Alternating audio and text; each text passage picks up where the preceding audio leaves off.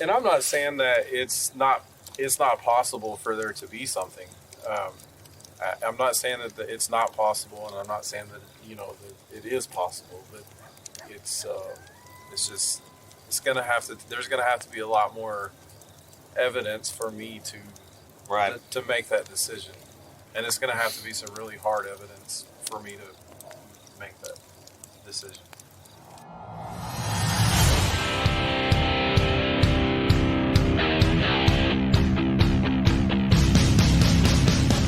You're listening to the MPI Paranormal Podcast, where the truth is to be found.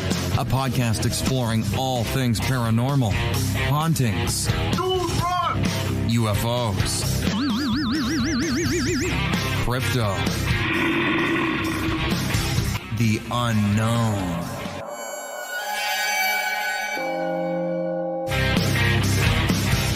Our members believe in the skeptical approach, but with an open mind, just trying to make sense of it all. I want to get back in there, try to figure that out, because it is the unknown. I don't really have a say on it right now because I don't know what the video looks like. Well, I'm looking for the evidence. What's the evidence? A story to me is not really evidence because that's one person's experience. Right. And I take my personal beliefs into it, but like you said, then I have my skeptical side that wants to prove it another way. Military Paranormal Investigations is not affiliated to any branch of the military. It's time! Coming to you from North Texas on multiple platforms for maximum reach. Here are your hosts, members of the MPI team. And welcome to MPI, Military Paranormal Investigations' first Campfire Podcast. As always, my name is Rob. I'm Mike. And then we got some other ones here. They're afraid to speak up. I'm Jeremy. And Jacob. And Daniel. Yeah. So we are out at a location this week, and I really don't want to say where yet because we got some reports at this location. I'll talk about in a second, but we got some reports out here, and we've been down here. This is like my third time to be down here in the evening, nighttime, and I've scouted down here about 6 or 7 times, but I'm still questioning whether or not any of the stuff we've obtained is legitimate, which it leans to be more, and I just don't want to have anybody, not that I want to keep the location a secret, because I welcome any investigator to go and do things, but I don't want to kind of blow the... Yeah, you don't want to jeopardize it right now, because if we're in the beginning stages, then if we got a lot of people coming out here, they could probably say, let's fake them out, let's do something. So yeah. I think the reports that you found or heard have been pretty decent so far. I mean, when you came down here last time, you caught that footprint that we haven't put it on our website or anything like that yet. Yeah, I haven't done that yet. We want to make an actual little video about this whole process when we get done. But to kind of maybe give you some background, we had heard a podcast one time that kind of talked about this place. And we're about an hour and a half from there. And so we came down and checked it out. And when we did that, we were actually intrigued because if you know anywhere about where we live in North Texas, it's pretty much mesquite fields and open fields and prairie lands. You're kind of starting to get into the plains, and it just doesn't, in my mind, it doesn't show anything conducive for Bigfoot reports. Not to say that there are sightings out in the desert and places like that, but so we came down here, and then after that, we met a couple people. We went to some conferences. We talked to some people, and we kind of got the background on what we had heard on a podcast, and so there were like 2 Januaries in a row, there were some fairly aggressive reports at this location. And what I believe, if I remember correctly, there was some campers that were down and they had some stuff and they actually left in the middle of the night and didn't come back. And then there was another report of some rocks and things that were thrown.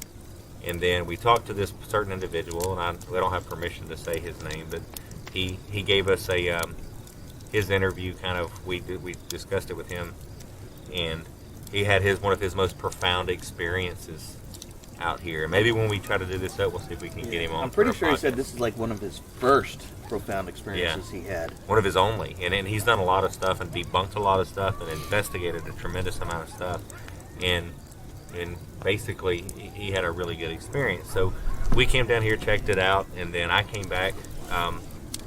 We kind of walked around, did some stuff, and then found this spot, came back again, and my son, Daniel, had came down here with us. We came down here and went camping one weekend, and we're just going to do some fishing and just see if we hear anything, just to kind of scope it out a little bit. When I came down here, now it was in the summer months, but there were some footprints that I found at this particular location. And of course it's in the summer, and we were down here and there were people swimming, and it didn't really strike me as odd at first, but then I got to noticing it. I've got some trackways. The tracks aren't what you would think is, when people talk about Bigfoot, they say 8, 9, 10 feet tall and, 4 foot between strides, clear a road in 2.5 steps. The tracks that I got, one was 9.5 inches and one was 12 inches. I actually casted them. They weren't very good casts. I didn't come for like a full investigation. I just had what I have in my go bag, and it wasn't really quite enough. They were a little thin, but I do have those.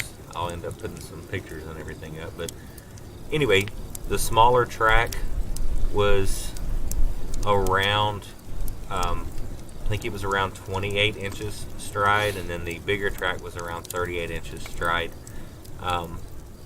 between the, toe to heel. And the way they came up out of this, at the time when we came, the water was up pretty high. We actually used our kayaks to kind of get over, even though you can walk through the woods and get to this area. But we used our kayaks to get over there. But where the tracks came up out of the water, they kind of came up out of a little spot of water under a tree.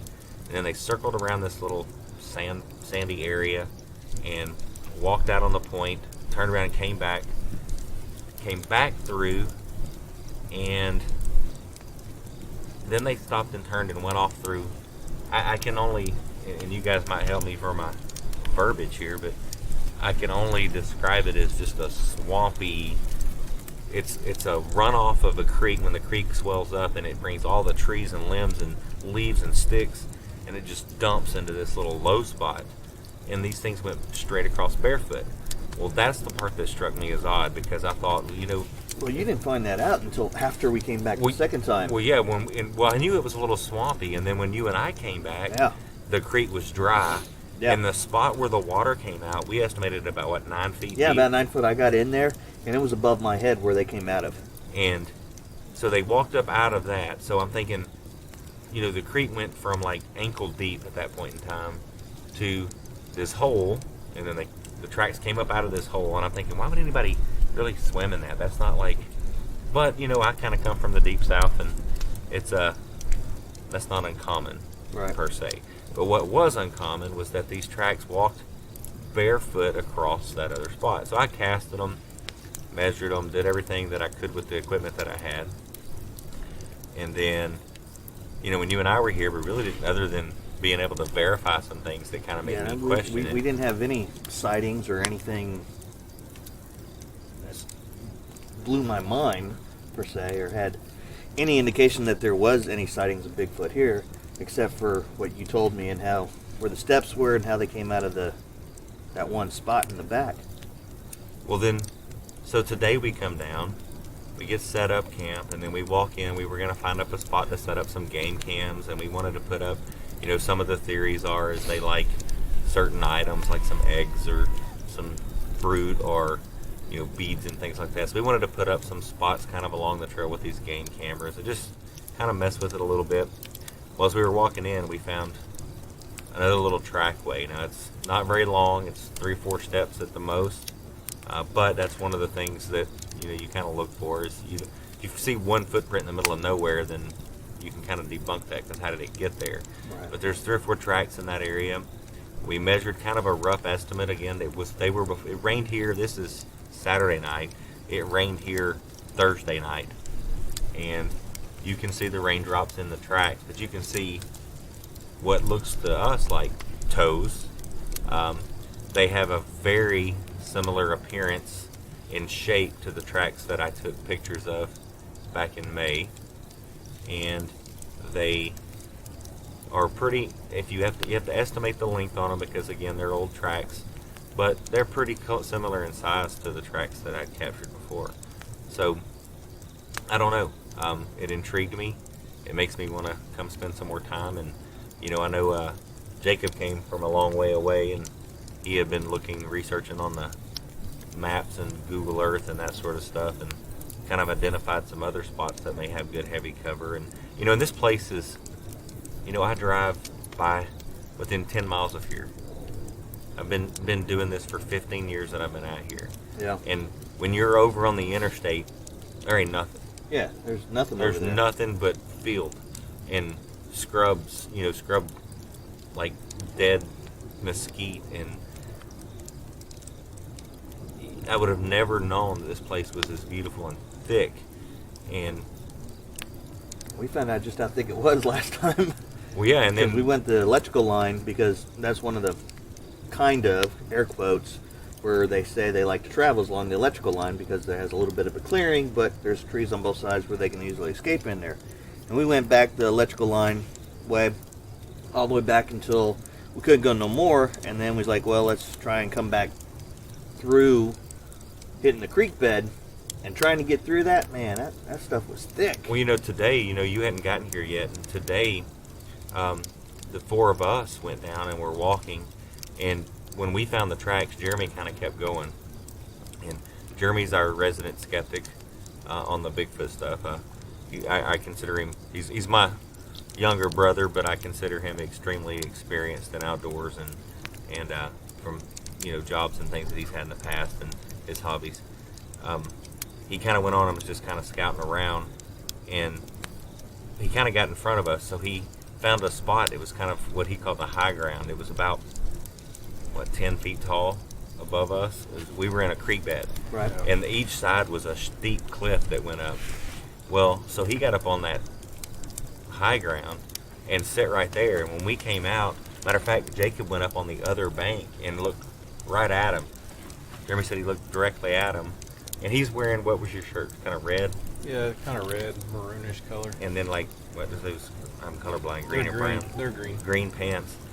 So, but he wasn't like, it wasn't like, it's not like bull red, right? Matador red type color. It was, but it's still a red. Yeah, it's still red. You'd be able to see.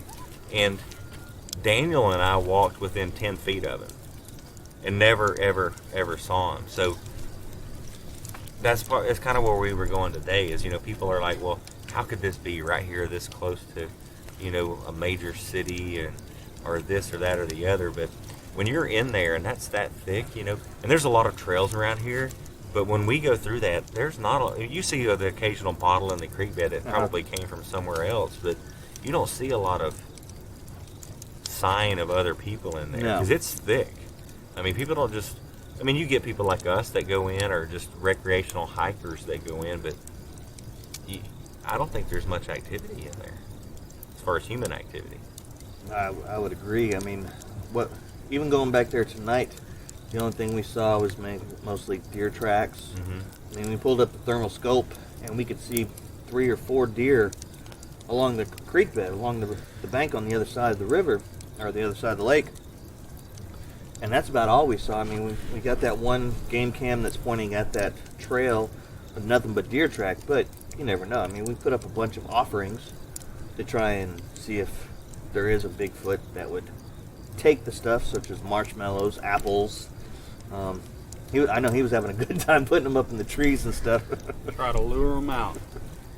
And try to put them where your typical animal can't get to them. It would require, you might get a raccoon that gets up in a tree, but hopefully, we got a game camera or something that's filming on that.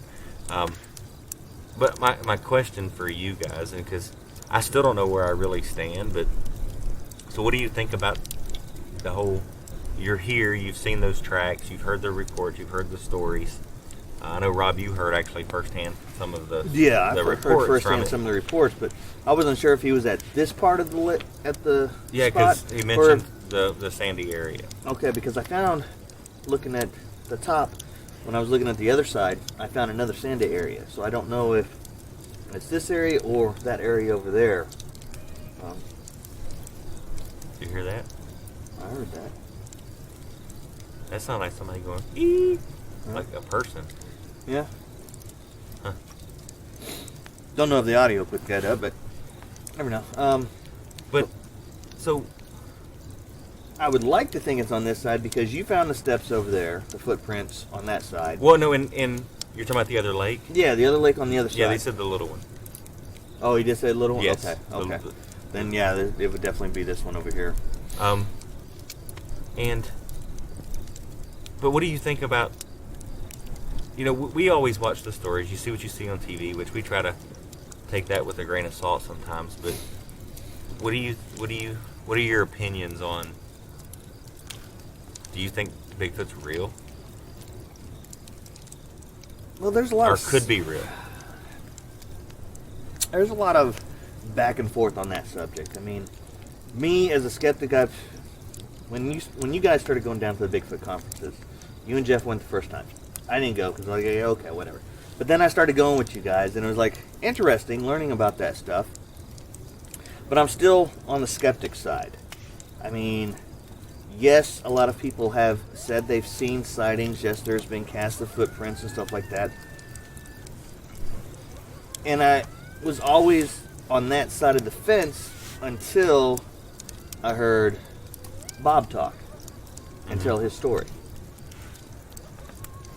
And then going back and rewatching that footage, and his story has stayed the same after all these years, I don't think he's lying about it. I really don't. So, is it possible that it's out there? Several of them? Yeah, I think it's possible. I mean, look how easy it is to hide in the woods. It really is. When you and I were here last time, we walked up on a hunter. Yeah, we walked within 15 feet of him. 15 feet of him. And the only reason I saw him is because he made a slight movement to my left. My peripheral vision caught him, and I was like, whoa! And we're like, oh, hey. But... Well, then you think about, and this is where I go with it. So then you think about, my belief is if it's a real creature, then it is an unidentified species. Yes. I may be wrong, but that's my belief. But I think that it probably somewhere along the way, we share something in common with it. I don't know what that would be. But if it's as close to as smart as a human is, with the skills and cunning of an animal, the camouflage of the hair, if something wanted to hide from us in here, well, Jeremy and I were talking about that today. If he didn't want us to see him, we weren't gonna see him. Yeah.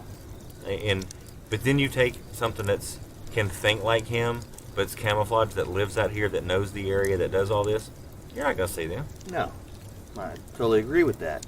That's like just about any animal out here in the woods.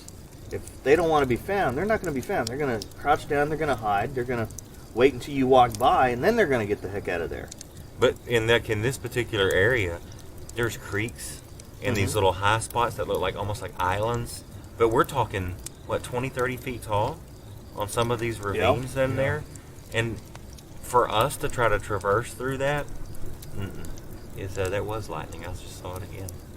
Oh, you saw lightning? Mm-hmm. We saw it earlier. Huh. It's way up north, but you could see the flash. But if something wanted to hide from us, I think it can. I think that it's possible. I'll tell you that there's two things.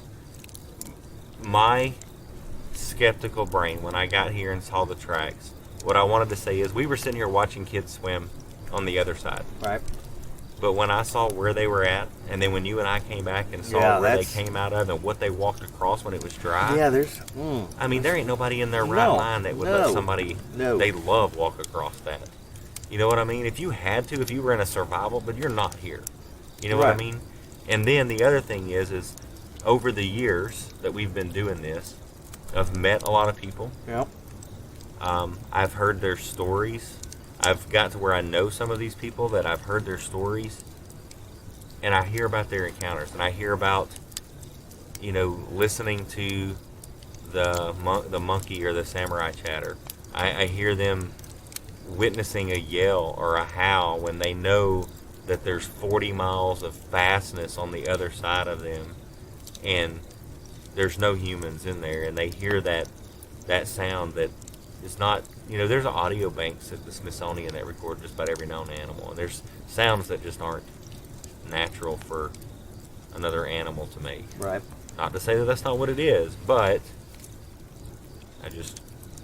I think it's a distinct possibility. I don't know if I fall over the fence yet. And a lot of it has to do with taking it with a grain of salt, and then if you hear all these different stories, like our encounter that we had, air quotes, that we had back at the last conference, we had just been listening all day to all these different Bigfoot encounters that they had. And then we go out to this spot that's known to have sightings. We sit there in the truck. We get the smell that everyone says is associated with a Bigfoot because they don't bathe and they're out there and they can put out some sort of, another word for them, skunk ape, because the smell is just like dead, rotting flesh. It's bad. And we smelt that. And then we hear knocking in the woods. And then we hear rushing through the woods coming at the truck. First thing we did is like everyone else would do. Run! Yeah, it was frightening. So, I mean, if you see stuff, that's like the video I just saw recently. Well, you know, when we were talking about it earlier, if we had not said we're going back tomorrow, that would have been our story. Exactly, that would have been our story. We would have sworn up and down that Bigfoot bum rushed the truck. Sure did. Yep. That's exactly what would have been the story. But I don't know. I know. You know, we're kind of new to this part of it. I'm an avid outdoorsman, and I've heard the stories and I've listened to it, but I'm still kind of new to this, and I don't know. I know, Jacob, I know you're kind of new. Do you think? Yeah, I'm still new. I've been studying this for about a good month, maybe 2 months coming on now, and I mean, there's thousands and thousands of reports, and how many reports that aren't reported? Just your old country boys that say, you know, they don't want people to make fun of them. Yeah, they're crazy, you know. So they've been smoking something, you know. But the way I look at it is, let's say there's 10,000 reports. What if only 99% of them's lying? That leaves 1% is telling the truth. You got that many people lying or telling the truth, there's still something out there in the woods. So, I mean, there's a very good chance. But y'all was telling that story about y'all were in the truck and then y'all thought something bum rushed y'all. But when y'all came back the next day, I don't believe our guests we heard what happened when y'all come back. Well, and we told it in a previous podcast, but we came back the next day. There was where we had stopped the truck at. We were going to get out there, but we were just, when we pulled up, we were just listening to what was going on, kind of seeing what, you know, getting the feel for what was happening. And before we went down there, right before a couple hours, we were in an area that had tornadoes and hail and it was bad. Super high wind. It was extremely bad. But when we went back the next day, where we pulled off, there's actually a turnout there that's got a locked gate that you can't get in on the Forest Service road, and there's somebody had dumped a cow at the gate, and it was rotten. Yep, that's where we got the smell. And then we looked up, and there's buzzards all around the trees. That's where our knocking came from. Because of the cow. Yep. And then we realized that there was a pine tree, and I'm going to say that 2 or 3 grown men would have had to put their hands around this. It was a big pine tree. Big pine tree, you know, hundreds of feet tall, huge tree, but it had fell uprooted, probably during what we assume at this point is the wind had dislodged it, and it was maybe laying over, and then all those buzzards were roosting in the tree that night, and that's what we were hearing up in the trees, the rustling that we were hearing, and then the tree came on over, but the tree fell directly at the truck. Yep. And stopped 10 yards. So the top of the tree, when it slapped, I mean, it literally shook the truck. It's like an explosion went off. And it was... Well, I dug down the back seat. Yeah. I ducked. I was like, oh, go. If you can imagine a tree that large falling and landing 10 feet from you, it was frightening. And like I said, that would have been our story had we left. Yes. We would have said... We got there. Yep. We were surrounded on both sides. Yep. We were hearing some legitimate sounds on the left side. Yes, we were. But they could have been deer or anything. Exactly, they could have been anything. But we hear that, then we hear the right side, then we get the smells, and the smells kept coming back. And, you know, imagination. Yeah, and that's exactly what it was. And we because of when we left, you and I went and stayed up all night. We were listening to the audio, and holy cow, that was so loud. And man, I think we stayed at like 4 or 5 o'clock in the morning. But we went back the next day, and that's one of the things we try to do. And that's like here, I'm sitting here trying to look. What we found these trackways. We're trying to measure the trackways. We're trying to cast them. We're trying to photograph them. That's one of the things I noticed. I went back and looked at the pictures that I took, and 2 of the tracks look extremely similar in shape. Right. It's I don't know. I think there is a phenomena. You think it's here? I think there's a phenomena here.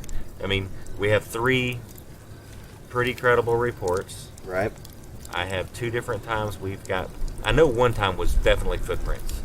Yes. That one print that you sent me, by far, that's the best footprint I've seen. And that the difference is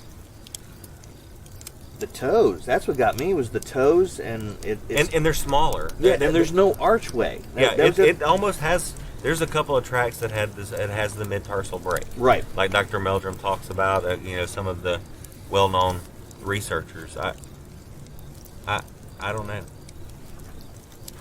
Yeah, don't have the arch. It's a flatter flat. foot. It's like it's got a mid-tarsal break. It's kind of a weirder track though than I've seen. It's kind of got some long, skinny toes. Yeah. And they're smaller, but they're both kind of wedge shaped. I don't know how to describe that. They're anyway. You see that, and then so now we're here. What was it? A couple days ago we had snow flurries. We had. I might not have got it.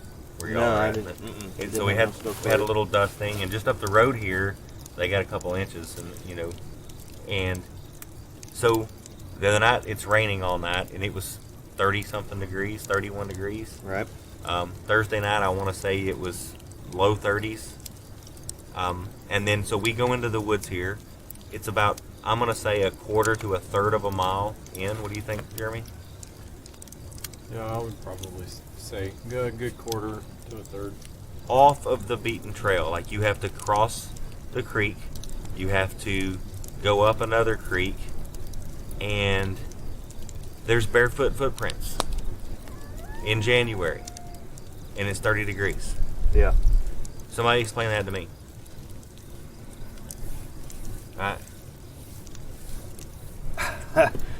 And here's the thing. Is it periodola? Are we really? I mean, I know the first tracks were footprints, and that's why I say these are intriguing to me, is because they're similar in size and shape, appearance.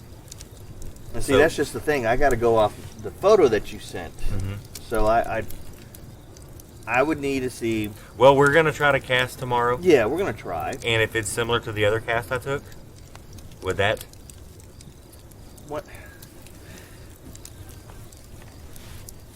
The problem is it doesn't have the detail of the one I took. Exactly. Because it's been rained in. Right. I mean, it's still pretty.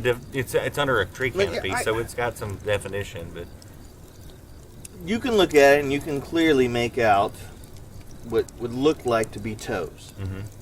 Coming down an embankment or going up an embankment. You can see how they would kind of like curl almost. Mm-hmm. Like you're trying to claw your way up the embankment. Exactly. Like your toes are trying to bite exactly as you're coming up. And I could see that with that one.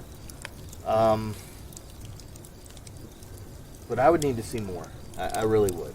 I mean, we have audio recorders. We have an issue with one of the game cams. It's an older one, and we should have known better. But again, we're also having fun out here when we come out here and cook. Heck, the only person I know that knows how to work it is Jeff.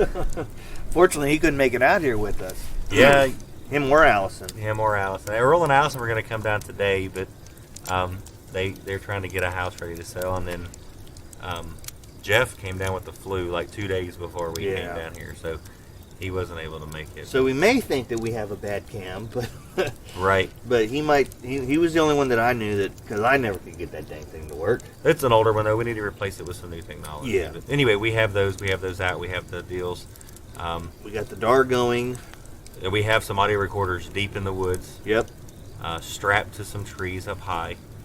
We've got We got the parabolic mics out here. I'm going to walk in a little later.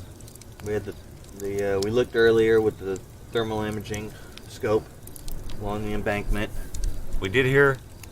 I know you and I both. Heard a whoop, but no one else did. And I thought it was you, and you thought it was somewhere else.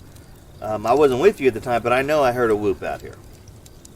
And I don't think anyone is out here playing with us because I don't think they know what we're doing out here, which is why we wanted to keep this location on the down low.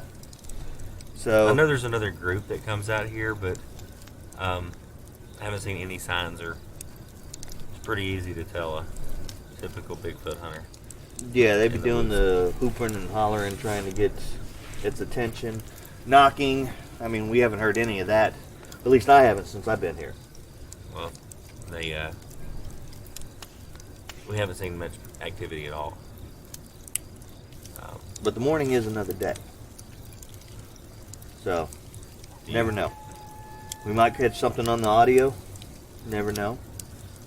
Something tonight. I mean, we left a trail all the way back from those, all the way up here. Yep. So you never know. It might catch it and lead something back here that we would hear tonight. I don't know when.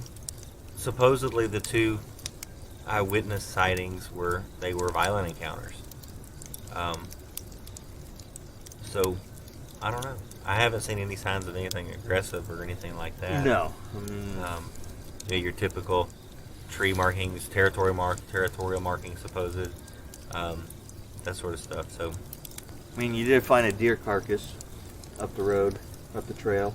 Well, we found two. Two? Okay.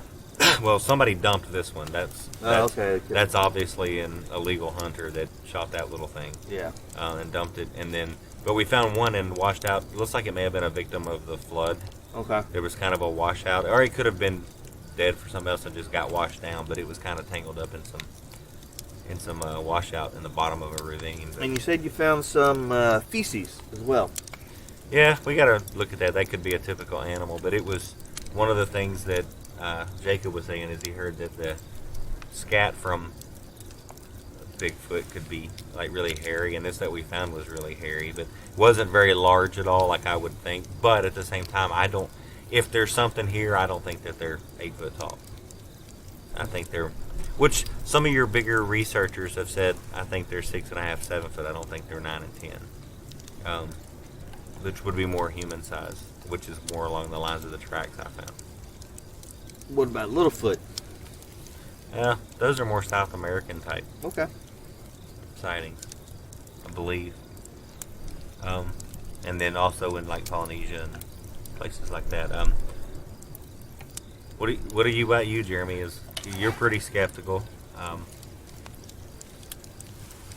What are your thoughts on what we have, the reports, what's here? Well, being a really big skeptic, I'm typically one of those people that have a hard time believing things until I actually see something for myself. And to me, that's what it's going to take to make me a believer, is I'm going to have to see something. Would it have to be physical sight, or if we get audio howls on the recorder? You know, or even the talking, what do they call it? The chatter. Yeah, the chatter. I still don't know that it would make me a full believer. I would have to try to figure out in my head and the way I think, I would have to try to figure out what would cause that or what would do that. But I mean, to me, it's gonna pretty much take me to actually see one to believe it. So, and I'm almost the same way, but hence I've seen the footprint, and I'm like, okay, I'm leaning more towards its existence than not, like I used to. And I'm not saying that it's not possible for there to be something. I'm not saying that it's not possible, and I'm not saying that that it is possible. But it's just there's gonna have to be a lot more evidence for me to make that decision, and it's gonna have to be some really hard evidence for me make that decision. What's the saying? Outstanding claims or extraordinary claims take extraordinary evidence. Yeah, I think so. Well, but that's, I don't know. Do you have anything? No, I'm just looking forward to listening tonight.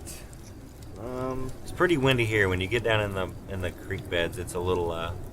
Yeah, it's windy out here, quieter. but it's really quiet in there. Oh, where we put the audio recorder, it's very quiet. But that's what we're doing. If you saw us on social media, this is where we're at, what we're doing. This is more of my alley. Jeremy and I grew up in the woods, in the deep south, where it's a little more wooded. How we ended up in North Texas, well, I know it's my fault, but we, the Air Force took me up to the land of no trees. But I enjoy this thoroughly. It kind of falls in line with my interests. And kind of like Jacob was saying earlier, there's so many stories. You have the Native American tales. You have, different cultures. Every tribe of Native Americans have their own stories of Bigfoot. Yep. Every culture around the world, every continent has another car coming. Every continent has something. There's similar stories. There's thousands of reports. There's different belief systems. Is there a alien tie-in? Is there a spiritual tie-in? Is there some sort of metaphysical tie-in? Is it strictly a flesh and bones animal? I mean, there's so many things out there, and I think the only way we're going to find out is to try to get out there. Yeah. And look and totally agree. And alrighty, well, this is again what we were doing. Hope you enjoyed this quick little campfire. If you could hear the campfire sizzling there in the background. It'd be nice if they did. They're probably not going to put this up as a regular podcast. We'll probably put this as an insert into one of ours. Okay. And we're enjoying it. We're going to get back to the campfire, and I think it's coming up on 11:30. Yeah, 11:30. So I want to get in the woods a little bit and see if we can hear something. Yep. All right. Daniel, do you have anything you wanted to add? Or are you going to be the quiet one again still? Yeah. Well, like Mike said, hope you enjoyed this little campfire podcast. And I don't know, we might put it out as a regular podcast. We might have enough content. Yeah. We'll see what the timestamp is, and we can put it out as a mini because it's going to be another week or so before we can finish up the Hawaii one we've been working on. Exactly. So we can do something.